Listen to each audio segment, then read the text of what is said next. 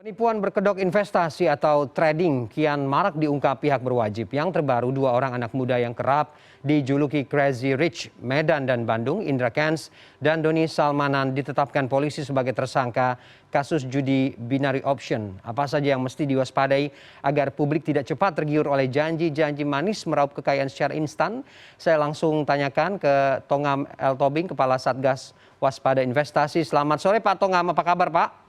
Selamat sore, kabar baik Pak. Salam Baik, sehat Pak. Terima kasih Pak Tongam sudah bergabung dengan kita sore ini.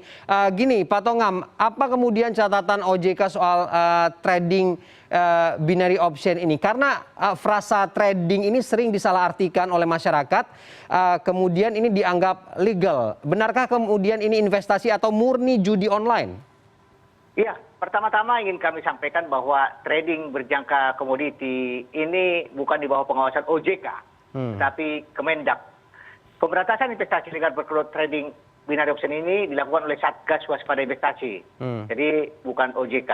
Nah, binary option ini memang merupakan suatu kegiatan online yang memprediksi atau tebak-tebakan harga suatu aset bergerak naik atau turun pada jangka waktu tertentu. Ini memang lebih cenderung seperti perjudian dan bukan merupakan trading karena tidak ada barang yang diperdagangkan. Dan juga bukan merupakan instrumen investasi karena memang di sana yang ada itu adalah kita mendapatkan uang kita dengan berlipat ganda kalau menang atau hilang sama sekali dari apa yang kita pertaruhkan di sana. Jadi ini juga menjadi perhatian di masyarakat bahwa binary option ini adalah ilegal di Indonesia dan dilakukan oleh para pialang atau broker dari luar negeri yang juga ilegal di Indonesia. Oke, karena gini Pak Tongam, narasi yang sering dipakai adalah keuntungan secara instan, iming-iming yang menggiurkan. Apa kemudian yang bisa kita perhatikan, ciri-ciri lain dari binary option ini? Kalau di luar sana, di TV sana kita melihat yang sehari-hari kita lihat pamer harta ya oleh afiliator-afiliator itu. Apalagi Pak? Iya. Memang benar, ciri utama dari investasi legal termasuk binary option ini adalah memberikan iming-iming imbal hasil sangat tinggi tentunya. Dan juga ciri lainnya adalah menggunakan toko atau influencer yang memiliki banyak pengikut untuk mempromosikan binary option. Jadi mereka mempertontonkan kekayaan dengan memamerkan mobil mewah, rumah mewah, transfer dana yang cukup besar yang membuat masyarakat sangat tertarik ikut binary option agar mereka bisa menjadi sama dengan influencer itu. Jadi kegiatan-kegiatan yang dilakukan dengan binary option ini mudah diminati oleh masyarakat karena itu tadi mereka mempertontonkan kekayaan-kekayaan yang sangat banyak. Oke, pengawasannya seperti apa sih Pak Tongam? Apakah cukup dengan memblokir situsnya saja atau platform-platform atau aplikasinya saja? Karena beberapa ini juga dari luar negeri Pak. Iya, kegiatan-kegiatan pemblokiran tentu bukan merupakan solusi jangka panjang. Pada tahun 2019 kita sudah cantumkan Binomo ini menjadi entitas ilegal dan kami sudah memblokir situs web aplikasinya dan kami umumkan ke masyarakat. Tetapi yang paling utama kita lakukan dengan kemajuan teknologi digital ya, yang mereka sangat mudah untuk mengganti aplikasi, membuat baru dan juga mengirimkan penawaran-penawaran melalui media sosial. Yang paling utama kita lakukan sebenarnya edukasi kepada masyarakat kita agar masyarakat kita paham bahwa di dalam perdagangan itu ada risiko untuk kalah dan risiko untuk tentu untuk mendapatkan untung. Tetapi di binary option ini adalah mirip seperti perjudian dan kita minta masyarakat untuk tidak ikut di sana. Oke, gini Pak Tongam, ada yang mengatakan bahwa seharusnya platform-platform yang mencirikan soal judi online ini kan seharusnya sudah masuk ke dalam radau pantauan. Kok baru sekarang gitu loh Pak ditindak? Apakah kemudian karena sudah banyak korban yang melapor atau sudah banyak yang dirugikan karena afiliatornya ini sudah terlanjur jadi crazy rich gitu Pak Tongam?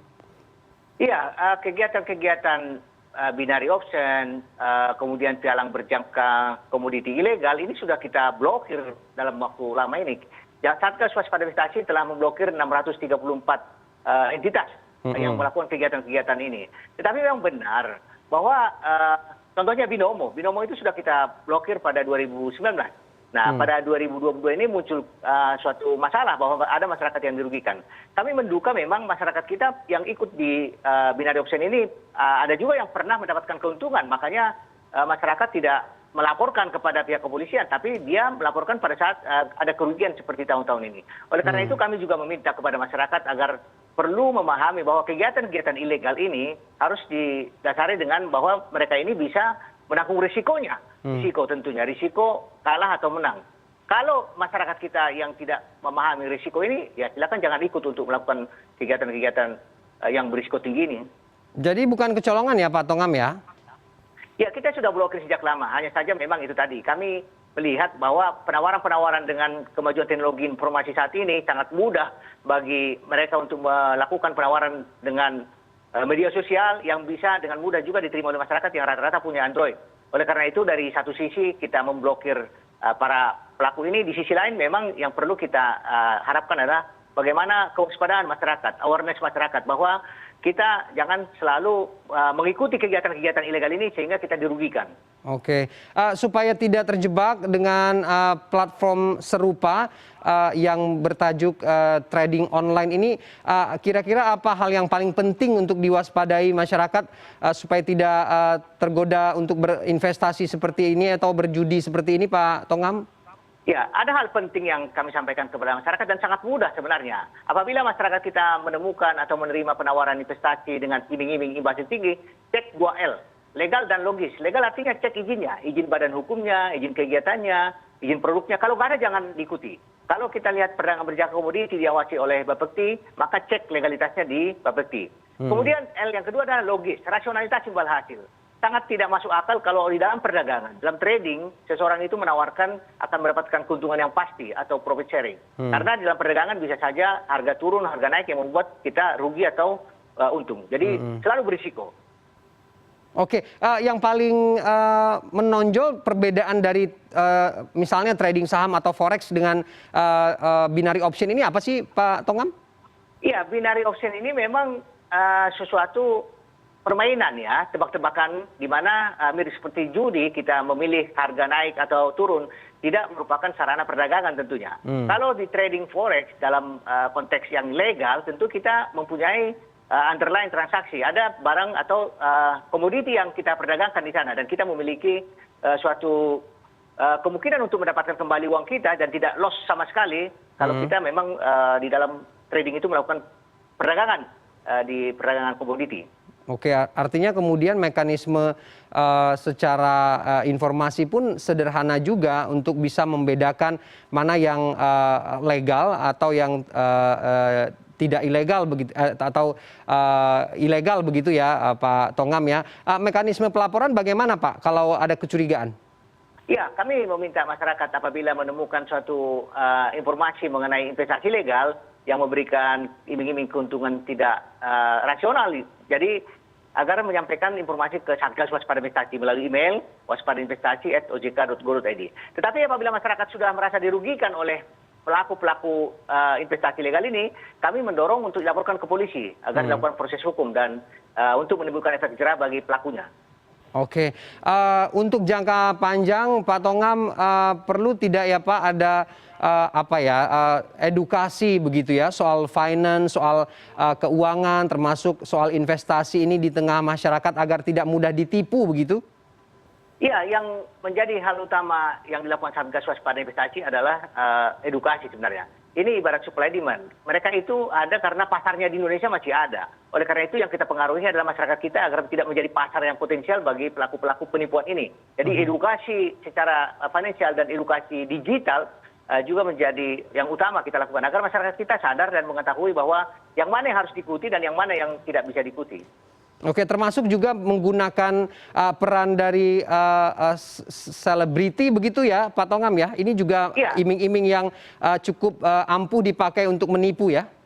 Ya, jangan cepat percaya.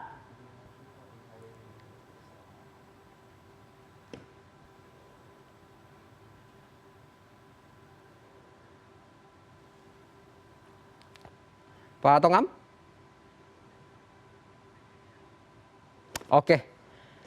Oke, baik. Kita sudah mendapatkan sejumlah informasi dan perspektif dari Satgas Investasi OJK ini juga sudah memberikan sejumlah analisa dan juga sejumlah mekanisme pelaporan, bagaimana kemudian mewaspadai soal judi online ini ya. Dan itu tadi perlu edukasi dan juga memastikan bahwa aplikasi yang terhubung dengan sejumlah platform ini juga harus dilihat legalitasnya. Baik, terima kasih Pak Tongam L. Tobing, Ketua Satgas Waspada Investasi sudah bergabung dengan CNN Indonesia Newsroom sore ini.